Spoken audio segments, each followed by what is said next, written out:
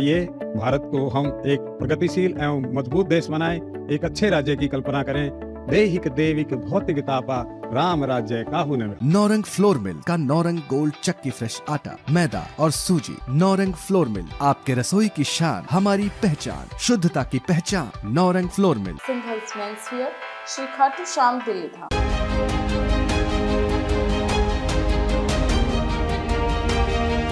कहते हैं किसी भी हॉस्पिटल का संचालन करना बहुत ही कठिन होता है।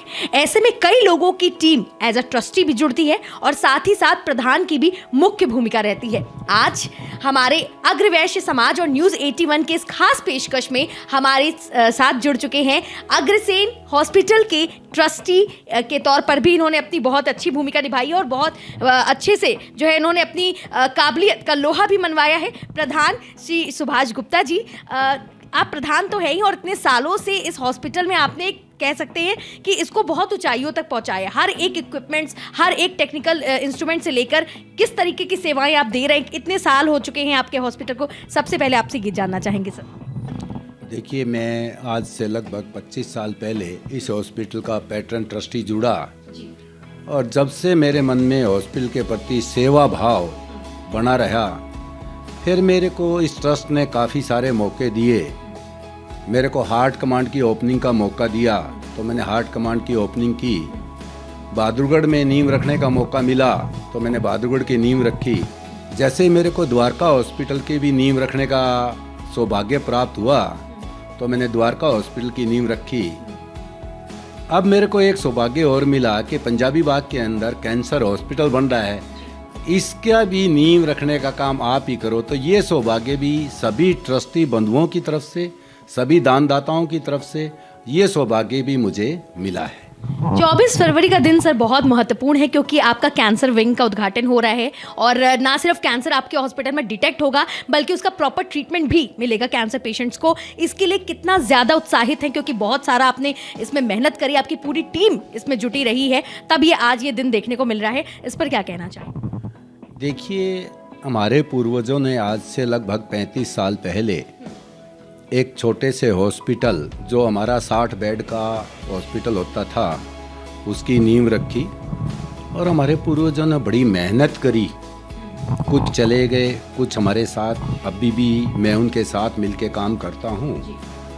उनने मेहनत करके पहले ये एक हॉस्पिटल बनाया 60 बेड का, उसके बाद उन्होंने एक नई बिल्डिंग का बनाई जिसके अंदर आज 300 बेड भली भांति चल रहे हैं। ये हमारे पूर्वजों की देन है। उसके बाद डॉक्टर सुशील गुप्ता जी हमारे प्रधान बने। उनने कहा कि क्यों ना महाराजा अग्रसेन के हम वंशज हैं, क्यों ना बहादुरगढ़ के अंदर ज़मीन खरीदी हुई थी उसमें हम मेडिकल यूनिवर्सिटी बनाएं। तो बहादुरगढ़ के अंदर मेडिकल यूनिवर्सिटी बनाने का प्रोग्राम बना। तो बहादुरगढ़ के अंदर आज 450 बच्चे हमारे भली भांति पढ़ रहे हैं। मेडिकल यूनिवर्सिटी बन रही है। 350 बेड का हॉस्पिटल हमने पिछले दिनों चालू कर दिया है जिसके अंदर आज बहुत सारा पेशेंट आ रहा है और भली भांति बहुत ही सुंदर बनाया गया है और बहुत सुंदरता से चल रहा है। इसी तरह ट्रस्ट ने एक हॉस्पिटल द्वारका के अंदर बनाया जो आज जनता की सेवा के लिए बहुत ही बढ़िया काम कर रहा है और द्वारका के अंदर चल रहा है। पिछले दिनों महाराजा अग्रसेन माता नारायणी देवी नेचुरोपैथी सेंटर का उद्घाटन हुआ, जो हम उसको बनाने लगे थे तो लगभग 8 महीने के अंदर हमारे आने के बाद हमने पूरा किया। फरवरी में हमने उसको चालू कर दिया। आज वो जनता के समर्पित है और सभी पूरी सेवाएं कर रहा है।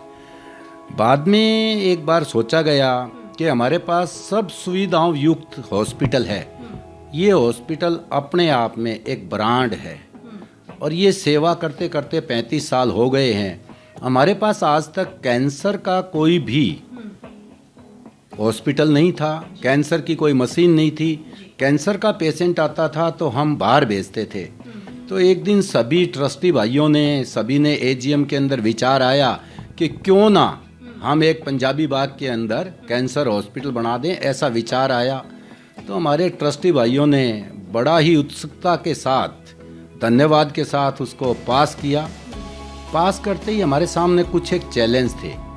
जैसे यहाँ पर कैंटीन होती थी, कैंटीन के साथ हमारा सुबह सुबह जो हमें पेशेंट देखने होते हैं उनके लिए जनरल वार्ड की बैठने की यहाँ पर सुविधाएं थी, पानी के टैंक भी थे।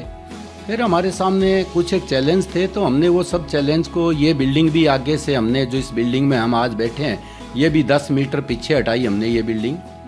तो ये सारे काम करते करते वक्त लगा। फिर हमने क्या है कि डी वाल का इतनी देर में कॉन्ट्रैक्ट दिया, तो चारों तरफ इसके 30 इंची मोटी डी वाल बनाई गई है, क्योंकि 3 बेसमेंट बन रहे हैं, तो मिट्टी को रोकने के लिए डी वाल बनाई गई। आज डी वाल भी बन गई, मिट्टी भी सारी बाहर हो गई। और आज जिस ट्रस्टियों ने, सभी महानुभावों ने, हमारे दानदाताओं ने जो सपना देखा था, वो सपना 24 तारीख को पूरा होने जा रहा है। इस 24 तारीख को माननीय लोकसभा अध्यक्ष हमारे ओम बिरला जी हमारे इस प्रोग्राम में आ रहे हैं, और सभी ट्रस्टियों भाइयों के सहयोग से, दानदाताओं के सहयोग से ये कैंसर विंग और कार पार्किंग लगभग 15 से 18 महीने के अंदर काम करना स्टार्ट कर देगा। और हम जैसे ही कैंसर हॉस्पिटल चालू होगा, हम इसमें 20% लोगों का इलाज बिल्कुल फ्री करेंगे। और ये हमारा ट्रस्ट का सपना पूरा होगा कि हमारा भी एक कैंसर हॉस्पिटल होना चाहिए पंजाबी बाग में। तो हमारा ये सपना पूरा होने जा रहा है। सबसे पहले भूमि पूजन होगा। अब भूमि पूजन के बाद 15 महीने के अंदर ये बिल्डिंग बन जाएगी। मशीनों का ऑर्डर हम दे चुके हैं। हमने आज की जो वर्ल्ड की बहुत लेटेस्ट मशीनें हैं, वो वर्जिन मशीनों का हमने ऑर्डर दिया है। किसी भी किस्म की हमने पैसे के अंदर कोई कमी बेसी नहीं रखी, और बहुत ही सुंदर हॉस्पिटल बनाने का एक प्रोग्राम है। 450 कारों की कार पार्किंग होगी, ऑटोमेटिक कार पार्किंग होगी। बटन दबाएंगे तो 2 मिनट के अंदर आपको आपकी गाड़ी मिल जाएगी। आपको सिर्फ गेट के ऊपर गाड़ी का नंबर डालना है, नंबर डालते ही 2 मिनट में गाड़ी आपके हाथ में होगी। ऐसी हमारी ऑटोमेटिक आधुनिक कार पार्किंग होगी। ये हमारा सारा का सारा प्रोग्राम है। बिल्कुल सर, आपने जितना प्रैक्टिकलिटी के साथ पूरा खाका तैयार किया है, उम्मीद करते हैं आने वाले दिनों में ये चीज़ें जब एक इम्प्लीमेंटेशन के तौर पर जाएंगी तो बहुत ही ज़्यादा। और साफ़ सफाई हॉस्पिटल की जो हम लोग ने देखी, वाकई में देखकर जो है अच्छा लगा कि मतलब इतना अच्छा इन्वायरमेंट है पेशेंट्स के लिए। लेकिन एक प्रधान होने के नाते, क्योंकि 2022 से आप इस प्रधान की कुर्सी को संभाल रहे हैं, एक बहुत बड़ी चुनौती होती है सर, एक बहुत बड़ा पद होता है, सारे स्टाफ को मैनेज करना, पूरे हॉस्पिटल की सुरक्षा से लेके बेड की व्यवस्था, हर एक चीज़ मुहैया हो रही है पेशेंट्स को कि नहीं हो रही है, इन सब का ध्यान रखना एक प्रधान के लिए बहुत बड़ा चुनौतीपूर्ण पद रहता है। इसको किस तरह से आप मैनेज करते हैं सर? इसको किस तरह से आप देखिए, मैं पहले 6 साल सीनियर वाइस प्रेसिडेंट था, और डॉक्टर सुशील गुप्ता जी मेरे प्रधान थे। तो डॉक्टर सुशील गुप्ता जी के साथ रह के मैंने काम करना सीखा है। हॉस्पिटल की सफाई व्यवस्था, नर्सों के साथ बढ़िया व्यवहार, डॉक्टरों के साथ बढ़िया व्यवहार, मरीज़ के साथ बहुत बढ़िया व्यवहार। देखिए, यहाँ पर जो आएगा वो दुखी आएगा। जो आदमी घर में बीमार हो जाता है, दुखी होता है, वो यहाँ आएगा। मेरी सोच ये है कि आए दुखी और जाए सुखी। मतलब हम उसकी इतनी सेवा करें कि वो पार्क में बैठ के बाद में ये कहे कि जाना है तो मुझे महाराजा अग्रसेन हॉस्पिटल जाना है। मैं किसी भी किस्म की लापरवाही नहीं बरतता, कोताही नहीं बरतते। सारा स्टाफ मेरा खुश रहता है। सारे स्टाफ से मैं बहुत काम लेता हूँ और सारा स्टाफ मेरा खुश है। यही मेरी खासियत है कि मैं सबको साथ लेके चलता हूँ। देखिए, मेरे चुने हुए जितने भी अधिकारी हैं, सब मेरा साथ देते हैं। अकेला प्रधान कोई चीज़ नहीं है हमारे ट्रस्ट में। जब तक सभी चुने हुए अधिकारी साथ में ट्रस्टी यहाँ पर इतनी सेवाएं देते हैं, चुने हुए के बाद भी जो भी ट्रस्टी हैं हॉस्पिटल में आते हैं, वो इस ट्रस्ट को अपना मानते हैं। सबसे बड़ी बात यह है कि ट्रस्ट को अपना समझते हैं। डॉक्टरों की जहाँ तक मैं बात करता हूँ, जब ये 35 साल पहले हॉस्पिटल बना था, वही डॉक्टर आज भी 35 साल से काम कर रहे हैं। नर्सिंग स्टाफ जो 35 साल पहले था वो आज भी है।